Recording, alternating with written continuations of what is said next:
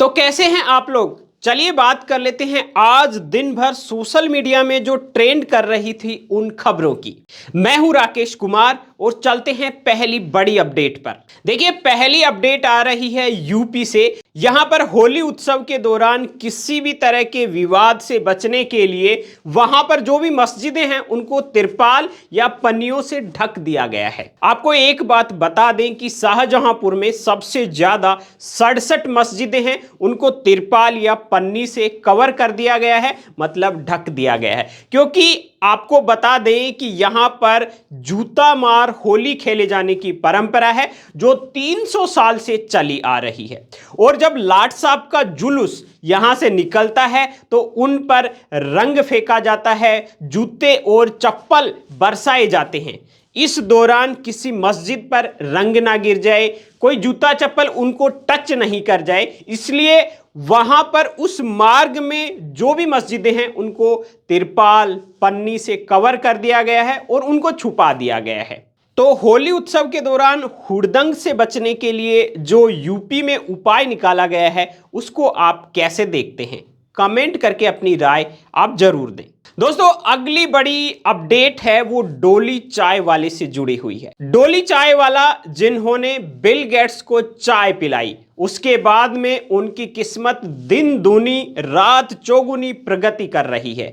वो हर जगह सेलिब्रिटी बनकर प्रतीत होते हैं। अब हाल ही में एक वीडियो आया है जिसमें चैंपियन ट्रॉफी के फाइनल मैच के दौरान वो दुबई में स्टेडियम में नजर आए। उस स्टेडियम में वो अनोखे अंदाज से चाय पिला रहे हैं, लोग उनके साथ सेल्फी लेने के लिए बेताब हैं। आप ये वाला वीडियो देखेंगे तो पूरा समझ जाएंगे कि डोली चाय वाला की किस्मत ने उनको चाय के साथ कहां से कहां पहुंचा दिया है। खैर वीडियो देखिए और किस्मत पर कमेंट जरूर कीजिए।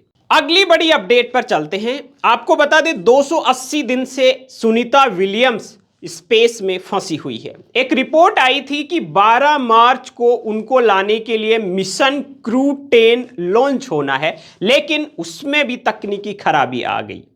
अब वो मिशन लॉन्च नहीं होगा, इसलिए सुनीता विलियम्स की मुश्किलें हैं वो और ज्यादा बढ़ गई हैं। आपको बता दें सुनीता विलियम्स केवल 8 दिन के लिए अंतरिक्ष में गई थी, लेकिन उनको गए हुए अब 9 महीने हो चुके हैं। अंतरिक्ष में इतना टाइम बिताने के कारण उनके गाल हैं वो धंस चुके हैं, शरीर कमजोर पड़ चुका है। इस कारण डॉक्टर भी चिंता जाहिर कर चुके हैं। हालांकि अमेरिकी एजेंसी नासा के मुताबिक अगली लॉन्चिंग 15 मार्च को सुबह 4 बजे से 5 बजे के बीच हो सकती है। अगर यह सक्सेसफुल होती है तो सुनीता विलियम्स और सारी दुनिया के लिए एक बहुत ही बड़ी खुशखबरी होगी। तो आप भी दुआ कीजिए कि सुनीता विलियम्स जल्दी से जल्दी वापस धरती पर लौट आए। दोस्तों पिछले दिनों इंटरनेट पर एक खबर ने बहुत सुर्खियां बटोरी। चर्चा ये थी कि तमिल एक्ट्रेस रान्या राव 14 करोड़ रुपए का सोना दुबई से भारत ला रही थी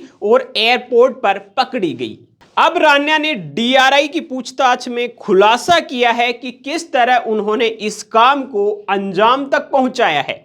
पहली बात तो यह है कि उन्होंने ये सारा तामझाम यूट्यूब वीडियो देखकर सीखा। रान्या के मुताबिक सोने को अपने शरीर से चिपकाने के लिए उसने एयरपोर्ट पर क्रेप बैंडेज और कैंची खरीदी। सोना प्लास्टिक चढ़े 2 पैकेटों में था। उसे छिपाने के लिए वो टॉयलेट में गई। टॉयलेट में जाकर सोने के बिस्किट थे उनको शरीर से चिपका लिया और वो जैसे ही बाहर आ रही थी पकड़ी गई। दोस्तों आजकल लड़कों की शादियों में बहुत दिक्कतें आ रही है। उनकी शादियों में बहुत ज़्यादा दिक्कतें हैं जो सेटल्ड नहीं है या मान लीजिए बेरोजगार हैं। उनके लिए दलाल घूमते हैं। आपने बहुत सारे वीडियो देखे हैं जिसमें दलाल ये बोलते हुए नजर आते हैं कि हम लड़की आपको यूपी से दिला देंगे, बिहार से दिला देंगे, और वो लोग क्या करते हैं 4 से 5 लाख रुपए लेते हैं और शादियां करवा देते हैं। ऐसी ही एक गैंग का भंडाफोड़ हुआ है। 5 से 6 दलाल ऐसे सामने आए हैं जो बेरोजगार युवकों की या जिन लड़कों की शादियां नहीं हो रही है उनकी शादियां करवा देते हैं। इसमें बड़ा खुलासा यह हुआ है कि उनको इस बात से कोई मतलब नहीं रहता कि लड़की नाबालिग है या बालिग है। उनका काम है इधर से पैसे लिए और शादी के लिए उधर लड़की दी। कई रिपोर्ट्स तो ऐसी आई हैं कि उन्होंने 10-10 लाख रुपए तक शादी के लिए वसूले हैं और लड़की वालों को देते हैं 1 से 1.5 लाख रुपए। तो शादियों में आ रही इन बड़ी अड़चनों के लिए आप किस चीज को जिम्मेदार मानते हैं? कमेंट करके अपनी राय जरूर दें। एक बात तो है, सभी डॉक्टर्स को मरीज और उनके परिवार भगवान का रूप मानते हैं, लेकिन अब ऐसा नहीं होता प्रतीत हो रहा है। यूपी से एक बड़ी अपडेट है। यहां पर कुछ प्राइवेट हॉस्पिटल हैं, वो मरीजों को कमीशन बेस पर एडमिट करते हैं। सीरियस जो मरीज होते हैं ना, उनको कमीशन बेस पर लाते हैं और फिर उनको एडमिट करते हैं, और अगर वो एक्सपायर भी हो जाते हैं तो उनको आईसीयू में रखते हैं और मोटी रकम उनके घर वालों से वसूलते हैं।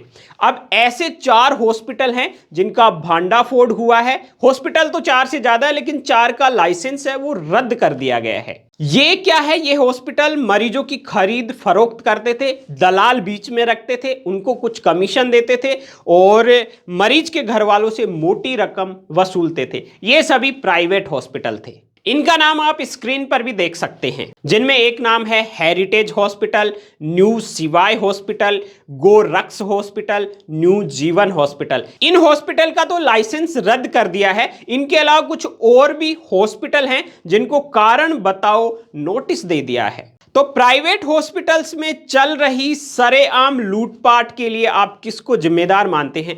क्या सरकार सरकारी हॉस्पिटलों की दुर्दशा नहीं सुधार पा रही है, इसीलिए प्राइवेट हॉस्पिटलों में ज्यादा मूवमेंट हो रहा है मरीजों का? कमेंट में अपनी राय जरूर दें। दोस्तों, पिछले दिनों औरंगजेब से जुड़ा हुआ एक बयान काफी वायरल हो रहा था। न्यूज हर सोशल मीडिया प्लेटफॉर्म पर चल रही थी।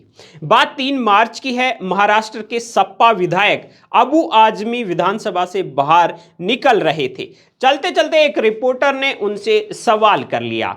उन्होंने कहा कि असम के मुख्यमंत्री ने राहुल गांधी की तुलना औरंगजेब से की है। इसका जवाब अबू आजमी ने दिया, मैं औरंगजेब को क्रूर शासक नहीं मानता। जो लोग ये दावा कर रहे हैं कि छत्रपति संभाजी महाराज और औरंगजेब के बीच हिंदू मुसलमान की लड़ाई थी, तो वो झूठ बोल रहे हैं। हालांकि इसके बाद अब्बू आजमी ने ये बयान वापस ले लिया, और बयान वापस लेने का जो कारण है, उन्होंने ये बताया कि उनको धमकियां मिल रही थी, इसलिए बयान वापस ले लिया। लेकिन अब एक ताजा बयान उन्हीं का आया है और उन्होंने इस सारे मामले पर माफी मांगने से इनकार कर दिया है। तो दोस्तों, ये थी आज की टॉप ट्रेंडिंग खबरें जो सोशल मीडिया पर ट्रेंड कर रही थी। इसी तरह की रोजाना ट्रेंडिंग खबरें देखने के लिए आप यूट्यूब में सर्च करें BN हिंदी और हमारे YouTube चैनल को सब्सक्राइब करें। वीडियो को लाइक नहीं किया तो लाइक कर दीजिए, शेयर नहीं किया है तो शेयर कीजिए। रोजाना इवनिंग टाइम में आपको ये सोशल मीडिया ट्रेंडिंग बुलेटिन मिलता रहेगा BN हिंदी न्यूज चैनल पर। आप खबरें ही नहीं, उनका विश्लेषण भी देखें नए अंदाज में। BN हिंदी न्यूज चैनल पर आपको मिलेगा राजनीतिक विश्लेषण, खेल जगत की खबरों का विश्लेषण, दिन भर की टॉप ट्रेंडिंग खबरों का मॉर्निंग न्यूज बुलेटिन। अभी BN हिंदी को YouTube में सर्च करें और खबरों के विश्लेषण की दुनिया को एंजॉय करें।